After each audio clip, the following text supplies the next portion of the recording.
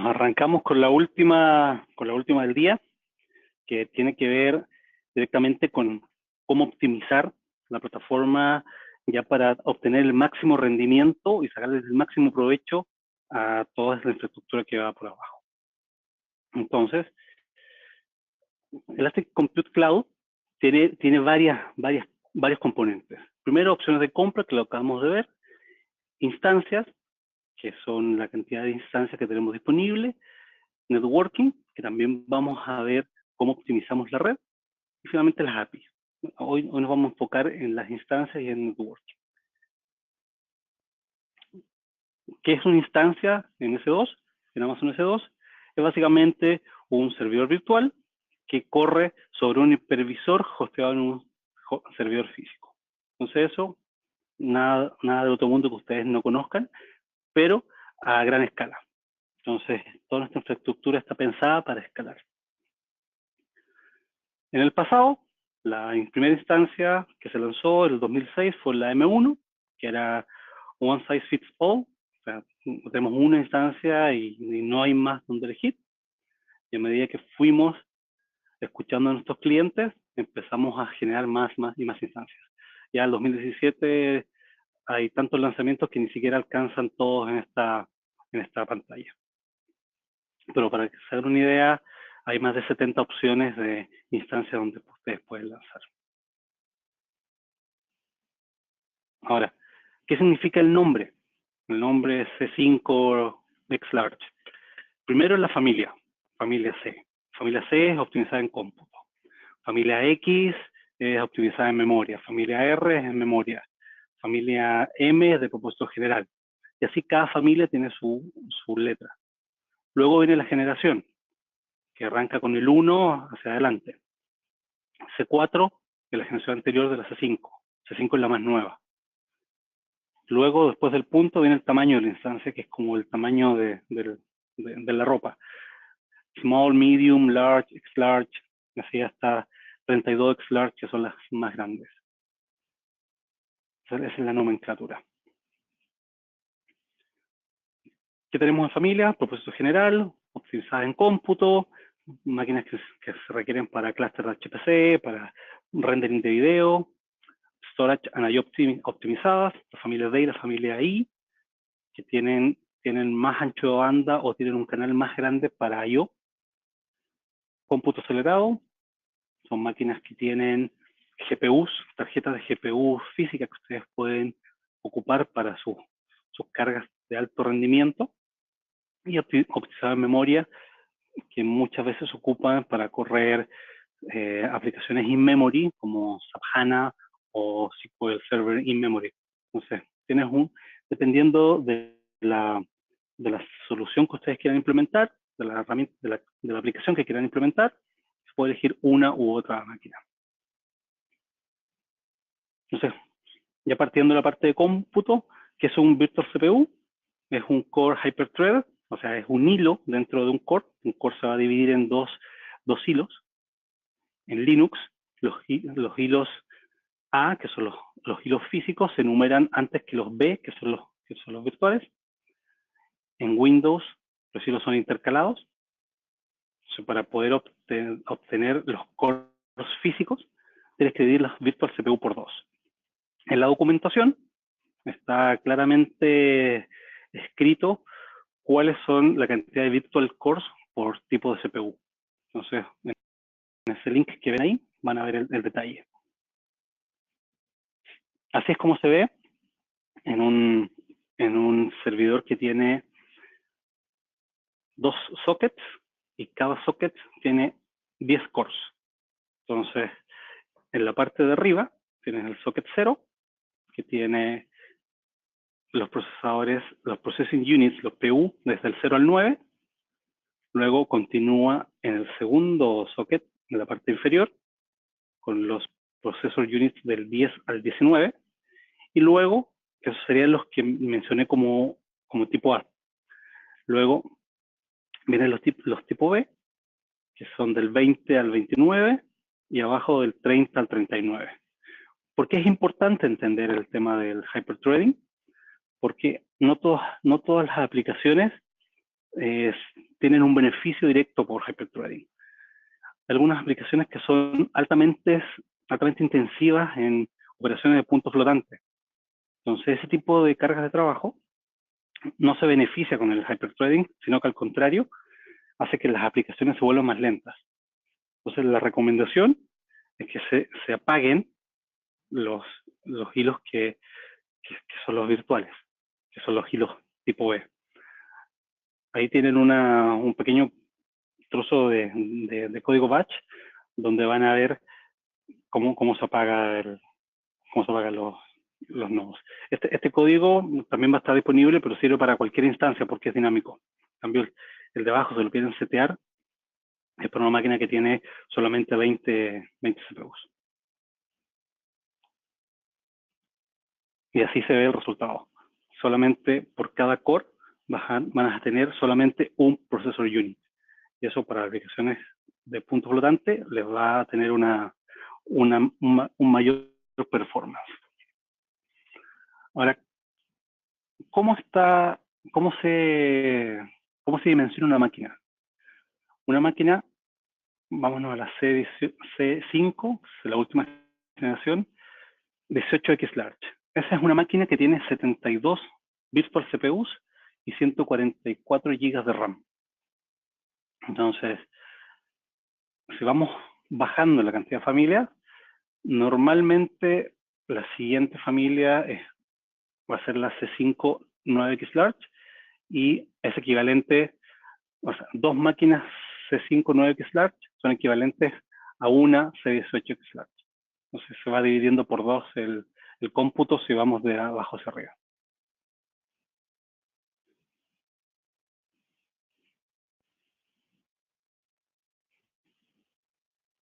Un tema muy importante que es en nuestra plataforma, los recursos que ustedes vayan a alocar, por ejemplo, los que les mencionaba, esos 100 y tantos gigas de RAM, son gigas efectivos para uso de ustedes. O sea, no hay una sobreprovisión ni de RAM ni de CPUs. O sea, todo es exclusivamente para ustedes. Al igual, el tema de la red. Por mucho tiempo se habló de los noisy neighbors, que cuando alguien hacía algo malicioso, un ataque de OS o un ataque zombie, iba a impactar a sus vecinos que vivían en el mismo host. Nosotros diseñamos esta solución para que todos los recursos de red sean particionados, entonces lo que yo consumo no le afecta a mi vecino. Esto viene de la documentación directamente de C2. Hacer pruebas de rendimiento y lanzar cientos o miles de máquinas en paralelo es bastante fácil, pero nada reemplaza que ustedes prueben su propia aplicación. ¿Por qué? Porque hay siempre alguna variable de borde que no se contempló o que no se tiene presente. Entonces, hasta que ustedes no lo prueben en una u otra plataforma, no van a saber que la aplicación, cómo performa, cuál va a ser el rendimiento de la aplicación. Por ejemplo, hay temas que no son tan triviales como, por ejemplo, el timekeeping. ¿Qué pasa con el timekeeping? El timekeeping como concepto va a ser las primitivas del kernel que van a abstraer a mis aplicaciones para ir a consultar la hora del día, perdón. Entonces, dependiendo del sistema operativo, hay distintas primitivas que hacen esa traducción. Pero si yo estoy ocupando una primitiva que es antigua en una máquina de última generación, como son las C5, las C4, voy a tener pérdida de performance porque el protocolo del hipervisor no va a ser el óptimo para el hardware que está abajo. Porque el hipervisor lo que busca finalmente es tener una capa de abstracción máxima para poder correr cualquier carga.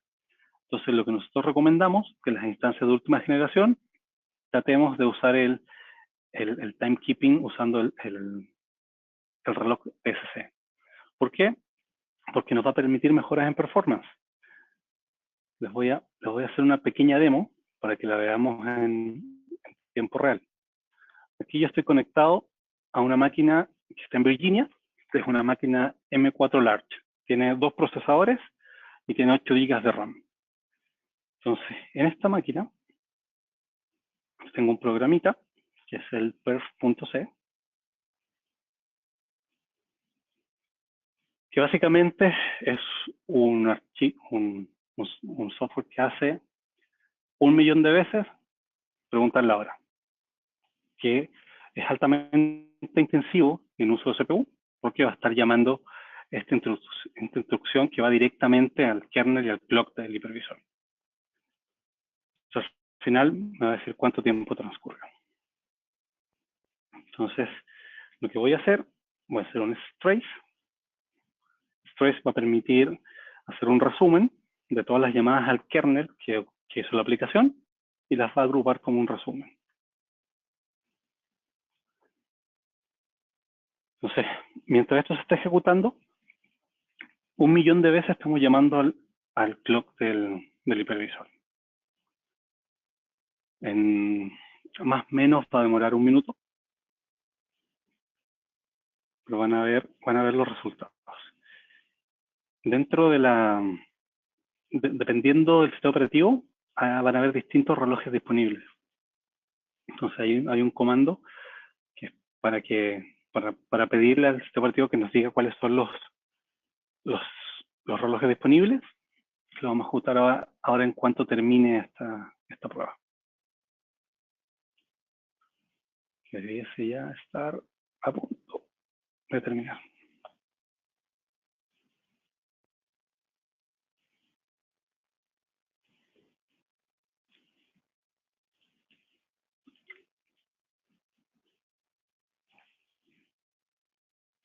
Listo. Ahí está. Entonces estas fueron todas las llamadas al kernel que se hicieron desde la aplicación. 62 segundos, donde el 1.000.000 de llamadas ocupó el 100% del tiempo llamando a la función que yo le di. Entonces, esta máquina, el sistema operativo, tiene estos 4 fuentes de reloj disponibles. Entonces yo quiero saber cuál es la que estoy ocupando ahora. ¿Cuál es la que estoy ocupando en este momento?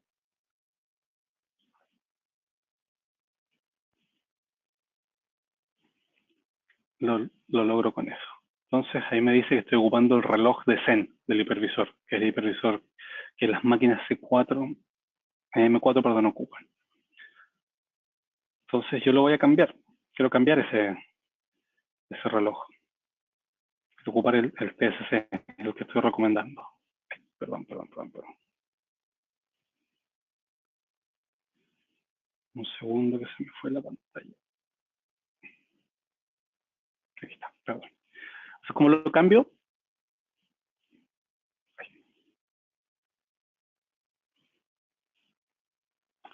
Cambio. Un segundo que me cambió la comilla. Mi editor de texto. Un segundo, por favor.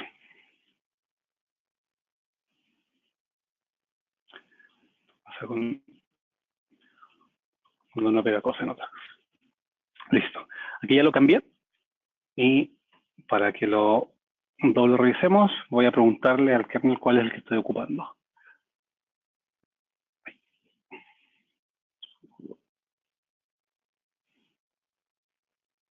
Un segundo, por favor. Micro SC a este archivo.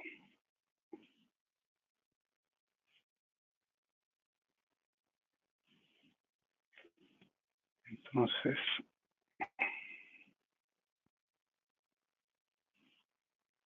vamos a revisar que sea efectivamente el nuevo. Uy. Perdón. Faltó un...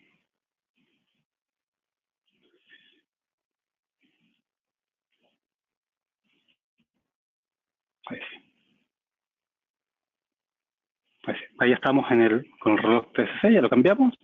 Y vamos a ejecutar el mismo el mismo comando.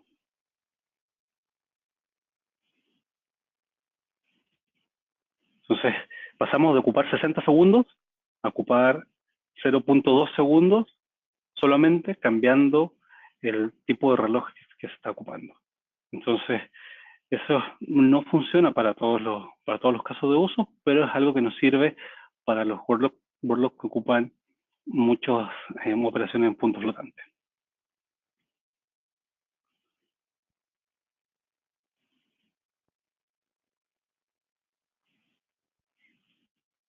Ahora, hay otros asuntos también que nos van a afectar al performance, como por ejemplo el P-state and C-state. Bueno, voy a partir por el C-state. El C-state, cuando nosotros vemos la especificación de un procesador, dice clock speed 2.9 GHz, turbo speed 3.3 GHz. ¿Cómo se logra ese turbo boost de mis CPUs? Es ocupando el C-state. ¿Qué significa el C-state? Mando a dormir algunos cores y le enfoco toda la potencia de cómputo del procesador en los cores que están despiertos. El C-state es un número donde tú especificas 0, donde son los cores que están totalmente despiertos, y 6, que son los que están muy apagados, muy dormidos, perdón. Entonces, si tú duermes los cores, vas a poder lograr en los cores despiertos el mayor performance, de hasta 300 MHz adicionales por core. Pero si tu carga de trabajo es muy sensible a la latencia, eso va a preocupar finalmente un retraso en el workload completo. Entonces, si es altamente sensible a la latencia, la recomendación es controlar ese C-state y no mandar a dormir los cores, sino que estén siempre disponibles para atender recursos. En Linux se hace agregando el parámetro que está ahí al group, y en Windows no hay opción para controlarlo, ya lo maneja automáticamente el sistema operativo. Por el lado de P-state, P-state es un poco al revés de C-state. P-state controla la forma, la frecuencia en la cual cada core va a estar trabajando. Por ejemplo, si hay aplicaciones que ocupan el Vector Extension de Intel en paralelo, eso es un proceso que consume mucha energía, es muy intenso en cómputo. Entonces, el procesador, para optimizar su uso, va a bajar automáticamente la frecuencia a la cual está funcionando y evitar un sobrecalentamiento. Entonces, eso también se puede controlar. El P-state también es un rango numérico que va desde el 0 hasta el 20. 0 es tú le estás diciendo al procesador que trabaje con la máxima frecuencia que pueda alcanzar, y 20 es la mínima frecuencia que puede alcanzar, siendo 1 la frecuencia nominal. Entonces, si tú quieres trabajar a una frecuencia nominal, por ejemplo, si tienes un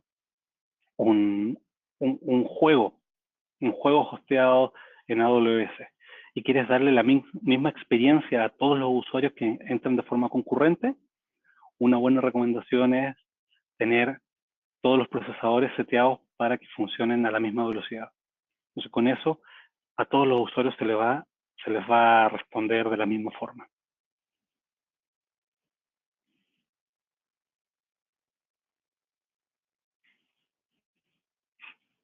Instancias T2.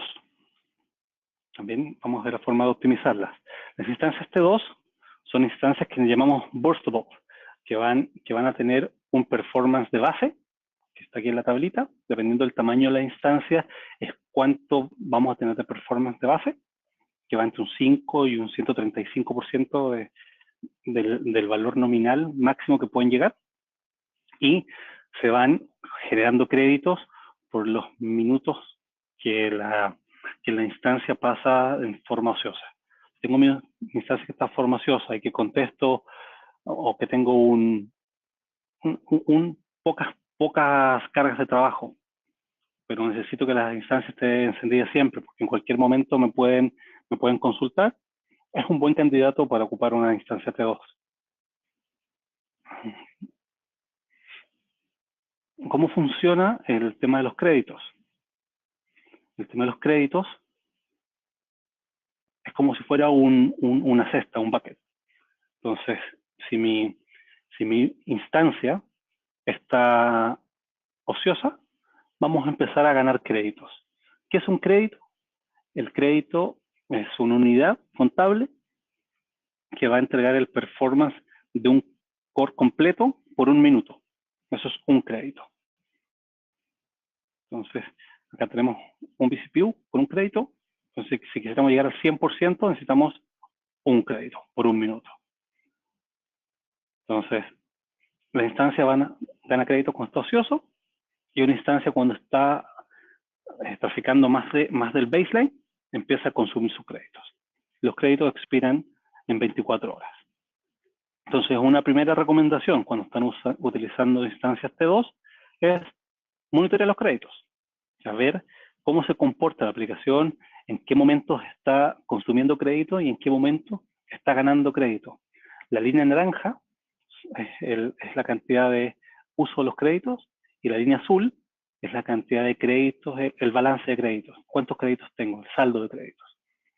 Entonces, si fijan, cuando empieza a subir el uso de mi instancia, mi cantidad de créditos empieza a bajar. Pero si mi instancia dejó de traficar, ya mis créditos también empiezan a subir.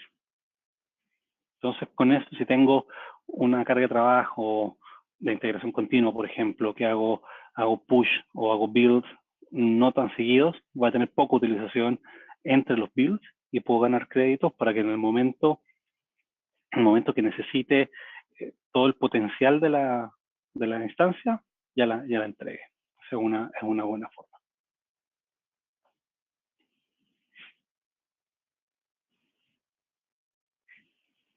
Instancias X1 son las instancias que tienen más RAM dentro de la gama de servicios.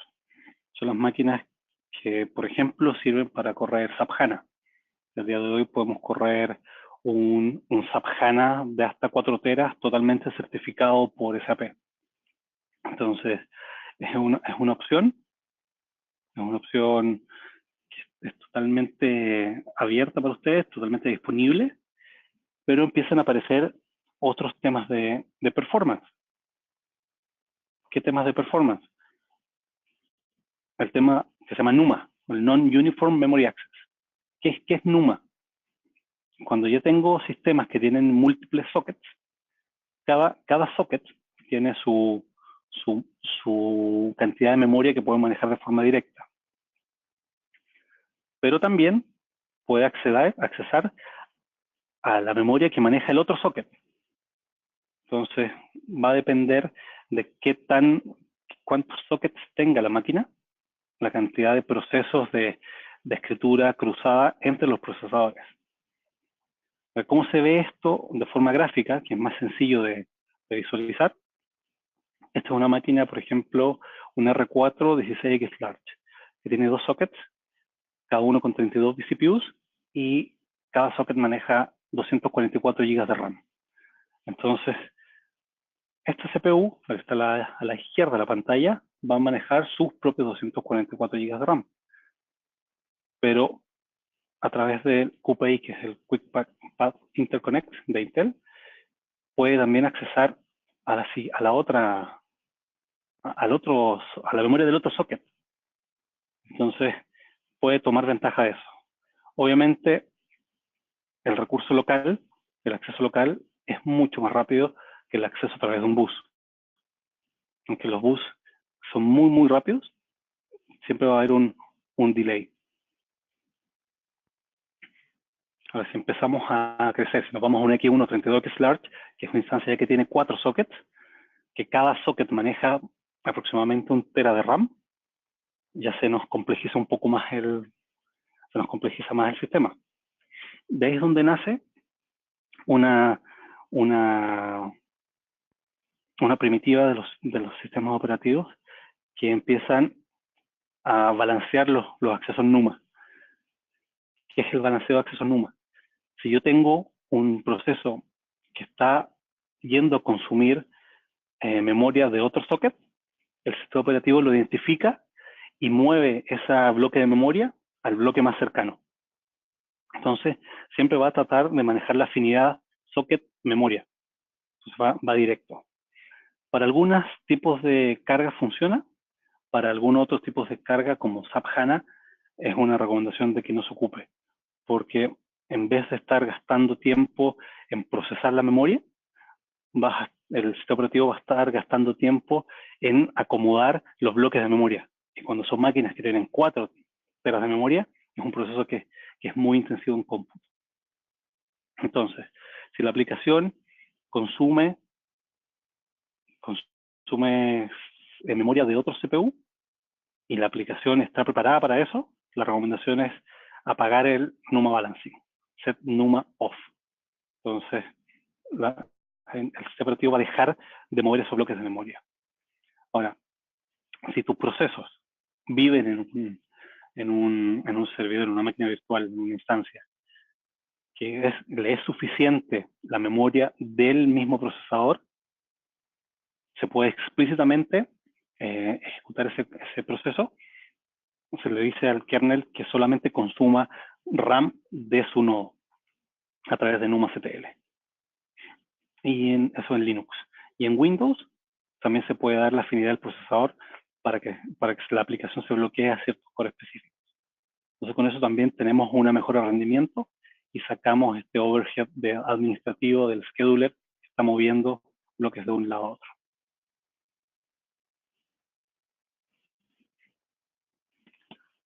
Otro tema, siguiendo por la parte de cómputo, es el sistema operativo.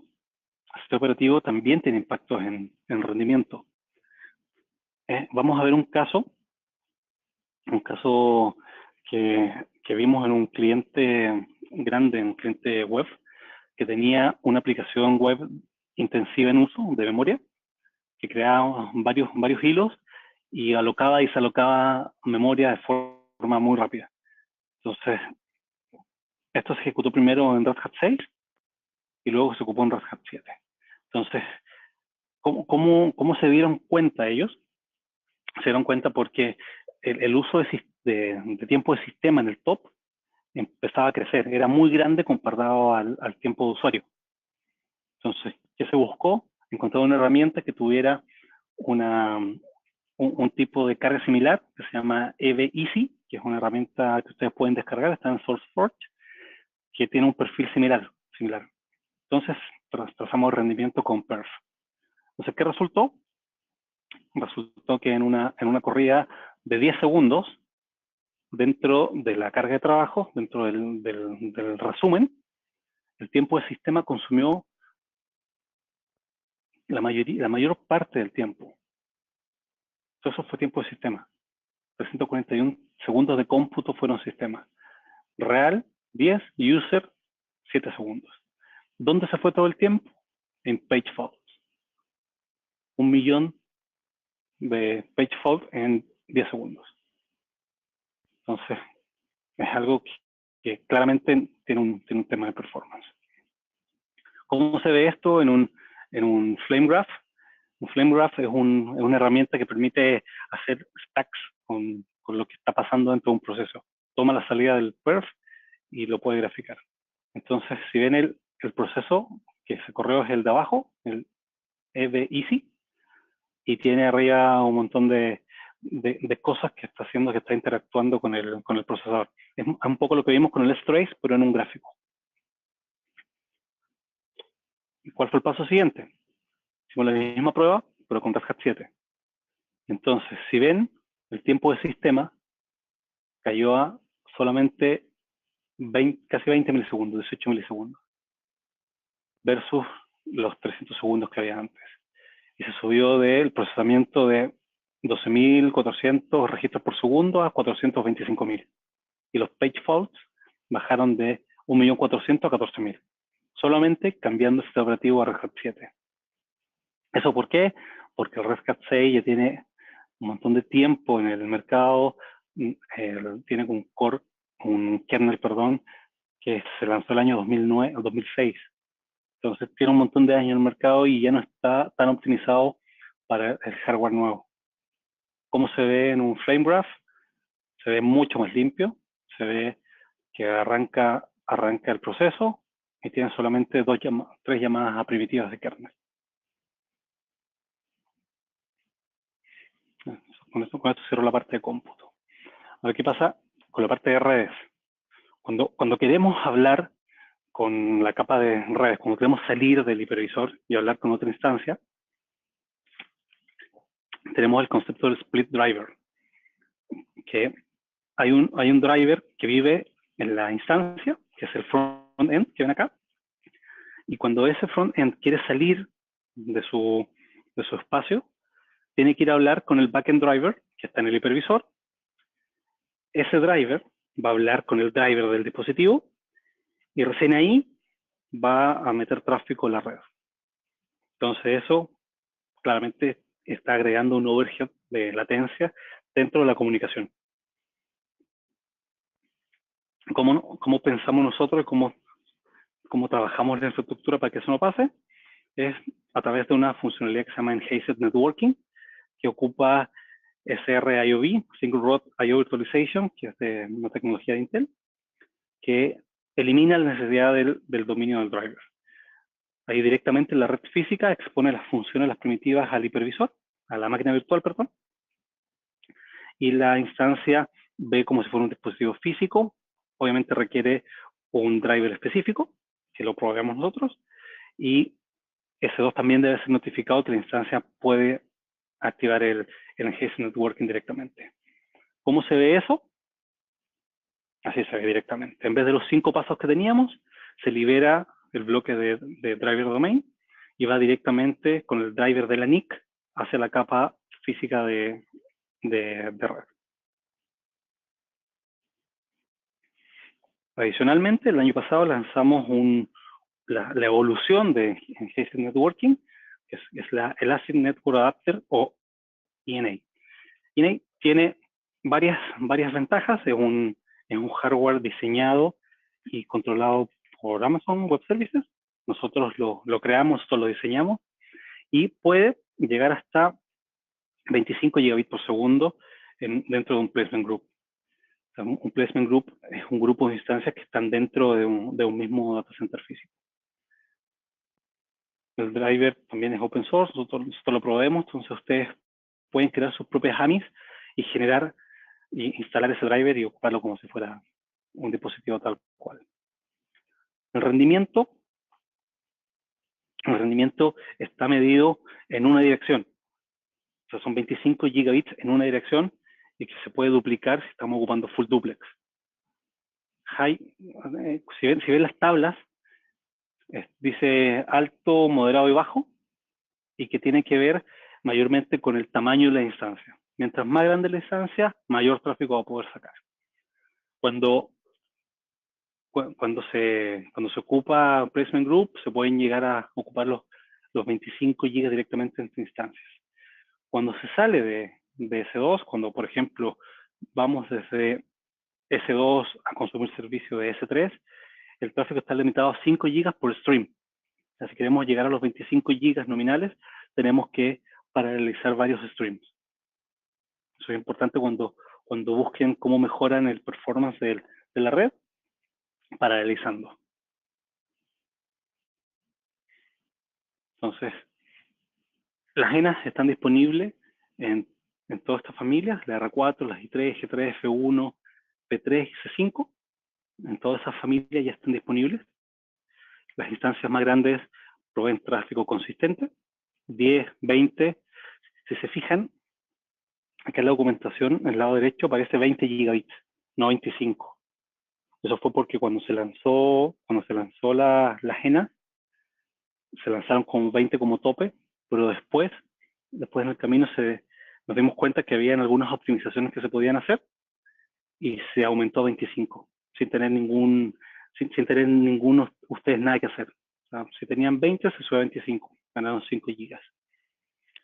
O sea, si ven los tamaños más pequeños, dicen hasta 10 gigabits. hasta 10 gigabits. ¿Por qué?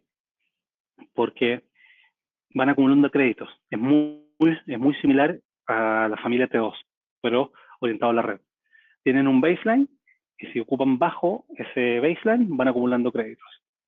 O sea, no tienen que irse a la instancia más grande para poder alcanzar 10 gigabits, sino que pueden partir con una pequeña, analizar el tráfico y si la aplicación se comporta de una forma que permite ir teniendo pics de performance hasta 10 gigas, súper bien para ustedes. Entonces, como les mencionaba, todo el ancho banda siempre puede ser utilizado, pero en múltiples streams. Dentro de un placement group, cada stream está limitado a 10 gigas y 5 gigas cuando sale de S2, incluido cuando sale entre las ACEPAs. Pero siempre se puede llegar a los 25 gigas.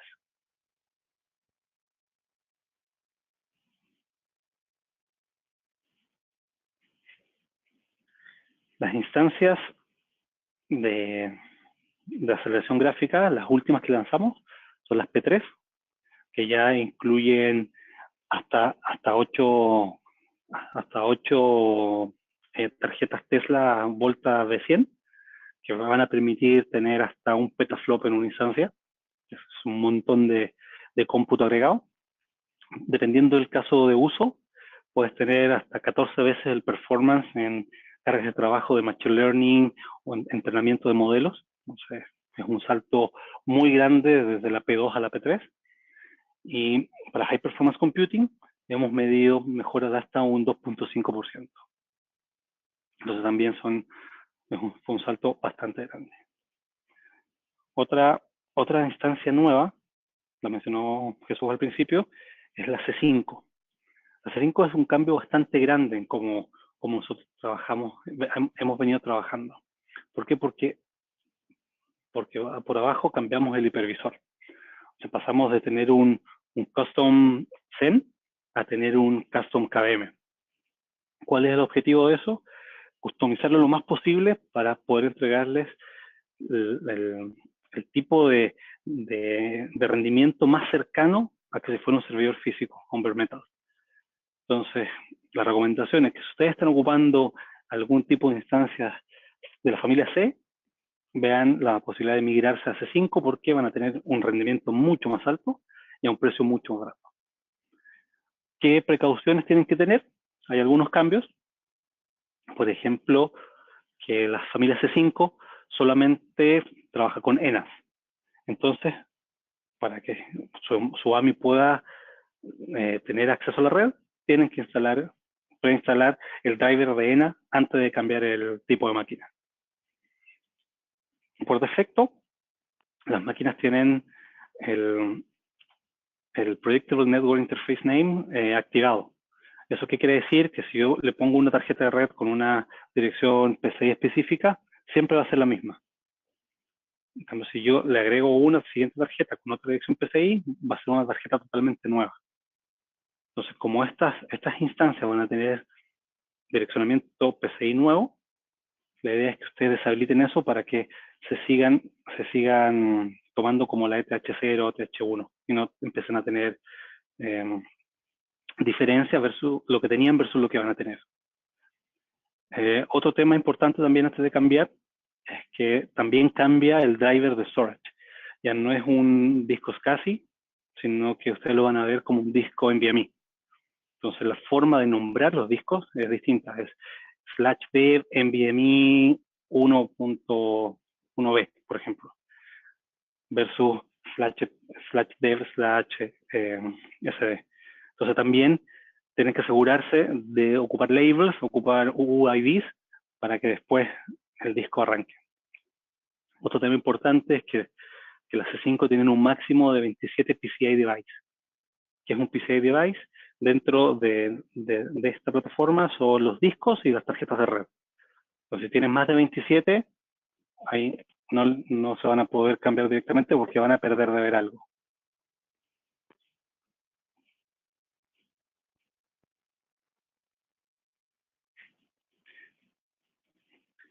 Con eso terminamos la parte de redes, la parte de disco, EBS, Elastic Block Storage. El performance de del disco tiene directamente relación al tamaño de la instancia.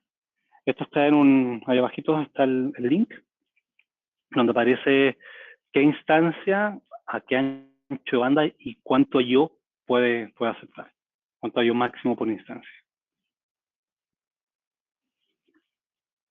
Entonces, dependiendo de lo que ustedes necesiten, del requerimiento de I/O que ustedes vayan a necesitar, es bien importante que vayan a esta tabla y vean si la instancia que ustedes eligieron si cumple con el requerimiento de disco de I/O o de throughput que requiere la aplicación de ustedes. Porque si no van a tener un cuello de botella. Entonces, si necesitan un disco, un EBS, puede llegar máximo hasta 20.000 I/O. Entonces, ¿cómo llego a 65.000 I/O? Haciendo un RAID de software, entre varios discos para poder subirme I/O. Por ejemplo, de vuelta con el tema de SAP HANA, SAP HANA necesita muchas veces que los discos tengan un I/O bastante grande y la recomendación es hacer stripe entre varios discos y que el sistema operativo maneje como la paralización hacia los discos en el backend.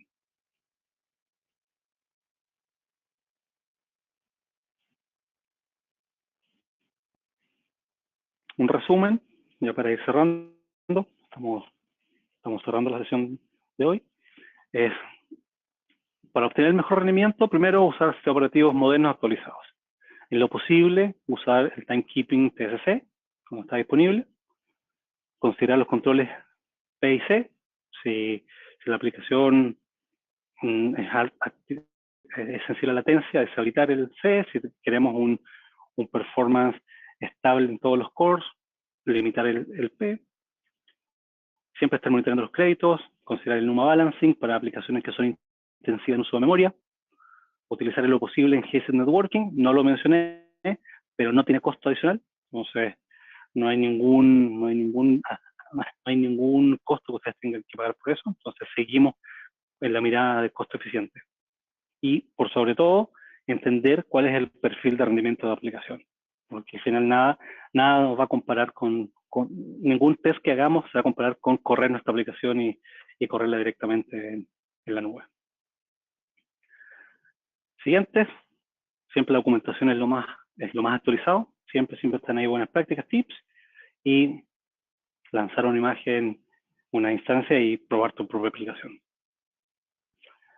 Muchísimas gracias a todos. Ha sido un gusto haberles dado todos estos tips. Espero que sean de uso para ustedes y los puedan aplicar prontamente en sus cargas de trabajo. Hasta luego. Muchas gracias, Boris, por estas 2 sesiones que nos acabas de compartir.